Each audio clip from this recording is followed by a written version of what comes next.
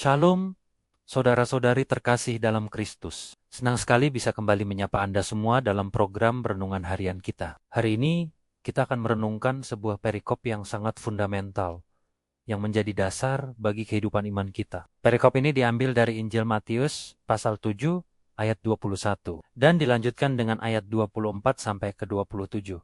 Sebuah bagian dari khotbah di bukit yang sangat terkenal. Mari kita siapkan hati dan pikiran kita untuk mendengarkan firman Tuhan. Saya akan membacakan ayat 21 terlebih dahulu.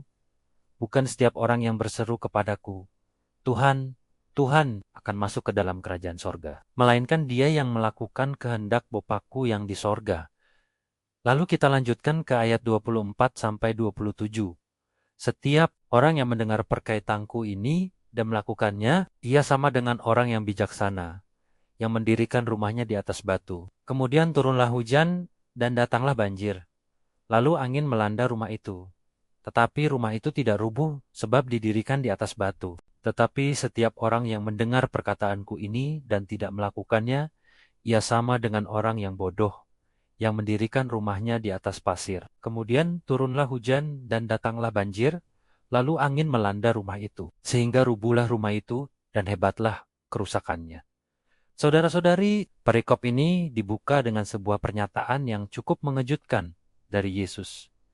Bukan setiap orang yang berseru kepadaku, Tuhan, Tuhan, akan masuk ke dalam kerajaan sorga. Ini adalah sebuah peringatan yang keras. Bayangkan, ada orang-orang yang secara aktif memanggil nama Yesus. Mungkin mereka aktif dalam pelayanan, mungkin mereka terlihat sangat rohani di mata orang lain.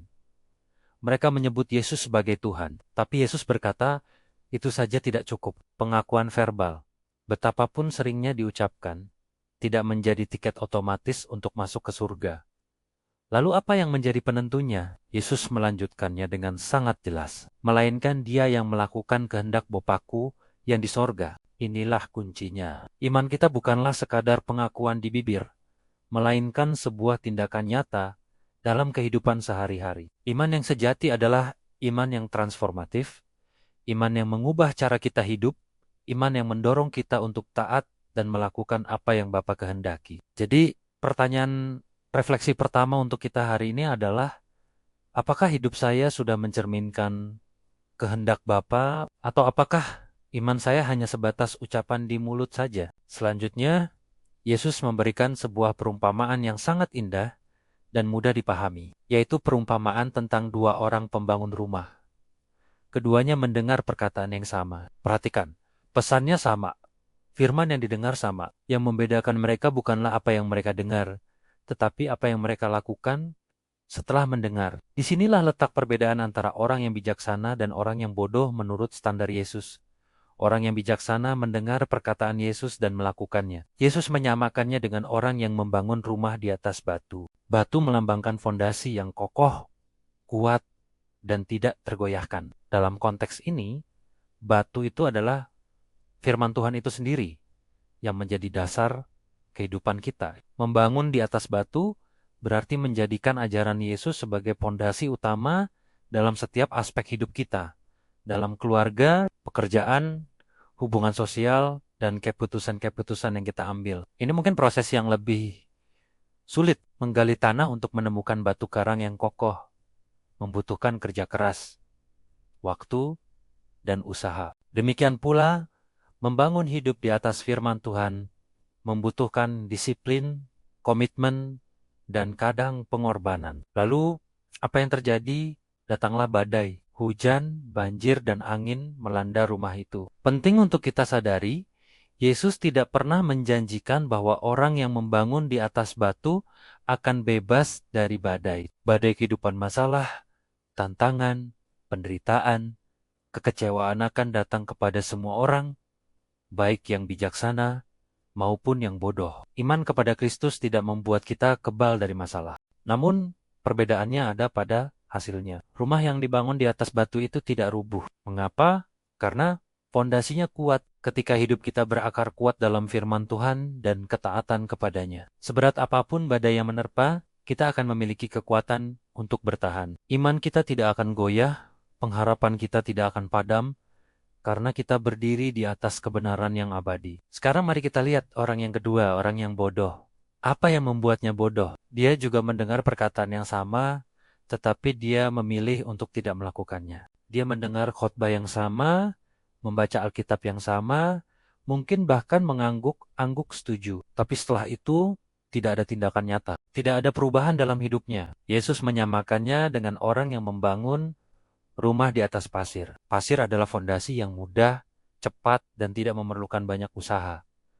Membangun di atas pasir itu gampang. Sama seperti hidup yang hanya mengikuti keinginan diri sendiri, mengikuti tren dunia, atau mencari jalan pintas yang mudah tanpa mau repot-repot untuk taat pada firman Tuhan. Dari luar, mungkin rumah di atas pasir dan rumah di atas batu terlihat sama indahnya. Sama seperti kehidupan orang Kristen yang taat dan yang tidak taat, dari luar mungkin tidak terlihat bedanya. Tetapi ketika badai datang dan kita tahu badai pasti datang, nasib rumah itu sangat berbeda. Turunlah hujan, datanglah banjir, dan angin melanda rumah di atas pasir itu. Hasilnya, rubuhlah rumah itu dan hebatlah kerusakannya. Sebuah gambaran yang tragis. Kehancuran total. Ini menunjukkan betapa rapuhnya kehidupan yang tidak didasarkan pada ketaatan akan firman Tuhan. Ketika krisis datang, orang yang hanya punya iman di bibir, tanpa akar ketaatan yang dalam, akan mudah sekali hancur. Imannya runtuh, pengharapannya hilang, dan hidupnya berantakan. Kerusakannya hebat, kata Yesus. Ini bukan sekadar retak sedikit, tapi kehancuran total. Saudara-saudari, renungan hari ini adalah sebuah panggilan untuk introspeksi yang mendalam bagi kita semua. Di atas fondasi apa kita sedang membangun rumah kehidupan kita? Apakah kita hanya menjadi pendengar firman yang baik, atau kita sudah menjadi pelaku firman yang setia? Mungkin kita rajin ke gereja, aktif dalam pelayanan, dan fasih berbicara tentang Tuhan.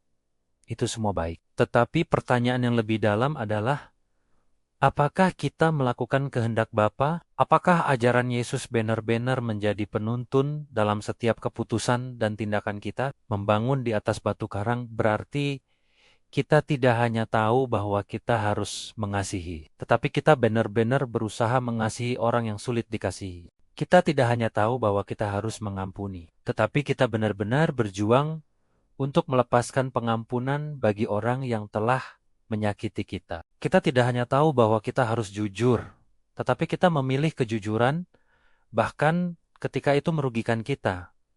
Itulah artinya membangun di atas batu, ketaatan yang konkret, bukan sekadar pengetahuan teologisis. Jika hari ini kita merasa bahwa rumah kehidupan kita sedang dibangun di atas pasir, jangan putus asa. Kabar baiknya adalah, selama kita masih punya hari ini, kita masih punya kesempatan untuk pindah fondasi. Kita bisa mulai hari ini untuk menggali lebih dalam, membuang pasir kemalasan, ketidaktaatan, dan kompromi dengan dunia. Lalu mulai meletakkan fondasi hidup kita di atas batu karang yang teguh, yaitu Yesus Kristus dan firman-Nya. Mulailah dengan langkah kecil. Ambil satu perintahnya hari ini, dan berkomitmenlah untuk melakukannya dengan segenap hati. Mari kita berdoa sejenak. Bapa di surga, terima kasih untuk firman-Mu yang begitu jelas dan tajam hari ini. Ampuni kami Tuhan, jika selama ini kami lebih sering menjadi pendengar yang lupa, yang membangun hidup di atas pasir keinginan kami sendiri. Kami rindu menjadi orang yang bijaksana, yang tidak hanya mendengar firman-Mu, tetapi juga melakukannya dengan setia. Tolong kami, ya Roh Kudus, untuk memampukan kami membangun rumah kehidupan kami di atas fondasi batu karang yang kokoh, yaitu ketaatan kepada Engkau. Sehingga ketika badai kehidupan datang, kami tetap kuat berdiri di dalam-Mu. Dalam nama Tuhan Yesus, fondasi kami yang teguh, kami berdoa. Amin. Terima kasih saudara-saudari sudah bergabung dalam renungan kita hari ini. Kiranya firman Tuhan ini terus bertumbuh dan berbuah dalam kehidupan kita semua. Teruslah bangun hidupmu di atas batu karang yang teguh. Jangan lupa untuk subscribe channel ini agar kita bisa terus bertumbuh bersama dalam firman Tuhan. Sampai jumpa di renungan selanjutnya. Tuhan Yesus memberkati.